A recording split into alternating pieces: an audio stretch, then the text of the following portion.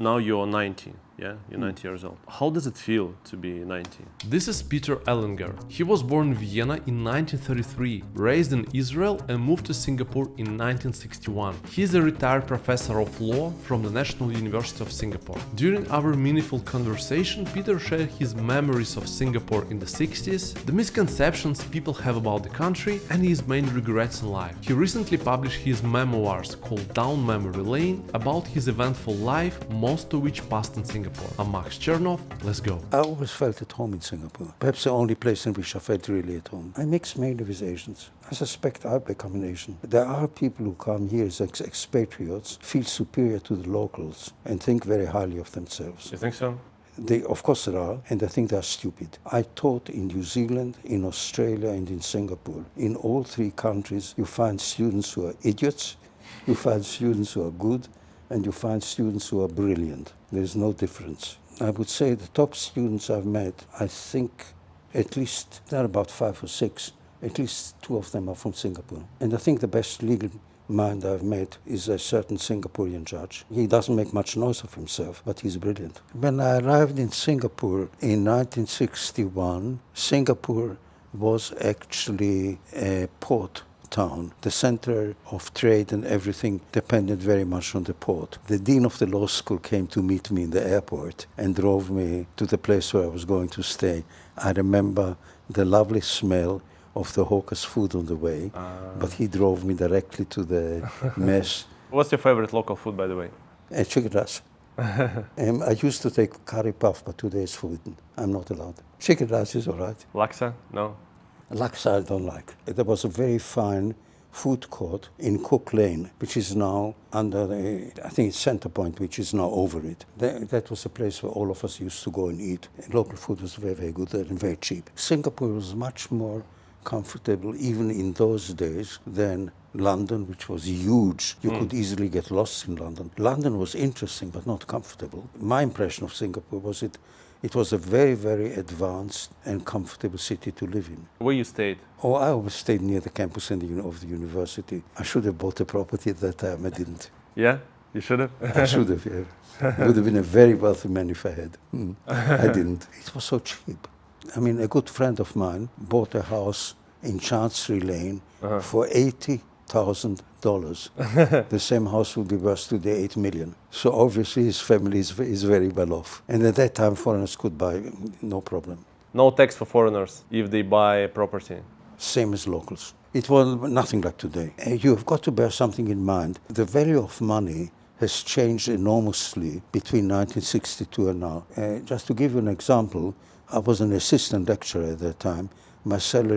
My monthly salary was $750. That was an awful lot of money in those days. Today, what would you get for $750? How's your life look like? Like, what did you do in your free time? Once a week, we used to go to the Pasar Malam, the night market, which stretched from the place where the Tanglin Mall is today. At that time, there was no Tanglin Mall. It was just a sort of a building with different shops. And we used to walk all the way up Tanglin Road, and over to the corner of Orchard Road and Patterson Road. That is where the market finished. And I bought some paintings there. That market once a week was really a very pleasant experience. When I arrived in 1961, there was no road leading to Sentosa. If you wanted to go to Sentosa, you had to take a boat or to go by the cable car. Yeah. And I didn't like going by the cable car. I didn't mind too much, but my wife hated it. So we went by boat. How was the expat community back then? Actually, I don't think there's such a clear distinction between locals and expatriates. There are people who come to Singapore to make their fortune and go back to their own country. They are visitors. They may stay very long, but they don't intend to settle here. And there are expatriates who come. Originally, they might want to come for only a few years. Then they like Singapore and become immersed in the local life. I belong to that group. Do you remember a transformation of Singapore when PAP and Lee Kuan Yew came to power? Yes, I was here at that time. What was the changes that Singapore went through? Maybe like on a daily life, like social life? Something essential, and that is very important. When I arrived in Singapore, the housing was poor. Lee Kuan Yew developed housing, all the HDB blocks which you see. There were some already in Singapore when I arrived, but then places like Budok, they grew up under the PAP. The PAP did wonders insofar as housing was concerned. And they did one other very, very important thing. When I arrived in Singapore, there was no MRT. Yeah. And the bus system, it was okay, but I mean, it wasn't perfect. With the MRT system and the relatively affordable accommodation, I think the city transformed itself into a real world power. How else Singapore changed? Like, what's the main things that completely changed? I think that over the years I knew Singapore, the feeling of national entity increased enormously. When I arrived in 1961, Singapore, according to a friend of mine who gave very interesting lectures, Singapore was still, according to him, a crown colony. And today, I mean, Singapore is an independent state, has its own policy. In 1962, this is something which is not fully appreciated. Who do you think one of the main employer in Singapore at that time was the British Army?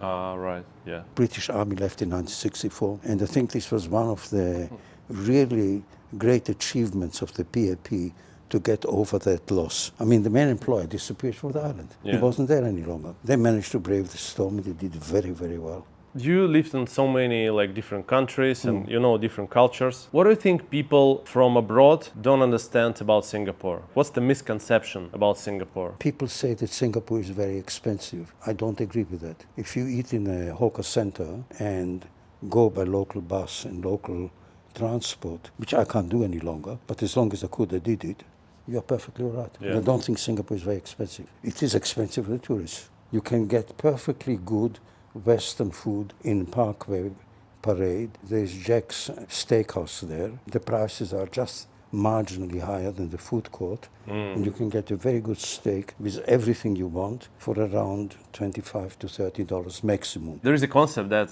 you kind of trade off your freedom to the safety. Like, what's your thoughts about it? Singapore is a very safe place. It wasn't in the 1960s, it's so today. Now look, today, for instance, I can go to Parkway or to the Tanglin Mall, or I can walk from, I could last year, I could walk from Glen Eagles with great difficulty to the Tanglin Mall. I know very well that nobody is going to attack me and shoot me. I fear that this may not be so in many other places. And I'm perfectly happy to trade a certain restriction of freedom of speech for safety. Now, I never felt that I couldn't say what I wanted. I always said what I wanted, but I said it to the right people. The position is like that. You can express criticism, if you feel it, to the people in the government itself. They will listen to you. They will always listen. I can give you an example of something where I had some influence. I noticed that Singapore didn't have a certain convention which Britain didn't apply to in the colonies. I thought we should apply it. I mentioned it to a friend who's an MP, and now we have the convention. I never felt that there's any serious restriction on freedom of speech. I didn't feel that at all. Now you're 90, yeah? You're 90 years old. How does it feel to be 90? I'm as sharp as a needle. I play bridge much better today than I used to play 40 years ago. So I don't make many mistakes. But I mean, normally people in my age group are afraid of fall. That can lead to paraplegia, and that's very, very serious. And the clarity of the mind. And thank goodness I've got both. Do you have any regrets in life? I should have learned Mandarin. And actually, I could have done so. My wife was a local. She spoke all Chinese languages except Hainanese. I could have learned from her. I didn't. I tried, but I gave up too easily. That's a main regret.